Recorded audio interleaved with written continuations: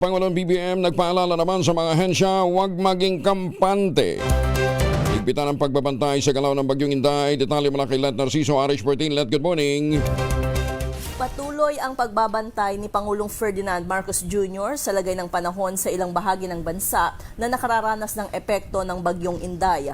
Ayon kay Palace Press Officer Claire Castro, nakikipag-ugnayan ang Pangulo sa iba't ibang ahensya para kumustahin ang paghahanda ng mga ito. Ikinalugod ng Pangulo ang pagsang-ayon ng mga mall sa pakiusap ng MMDA na pansamantalang buksan ang kanilang parking spaces para sa overnight parking sakaling sumama ang panahon.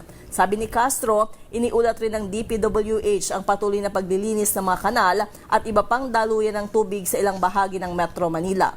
Inactivate naman ng DENR ang lahat ng disaster response unit nito sa mga rehiyon.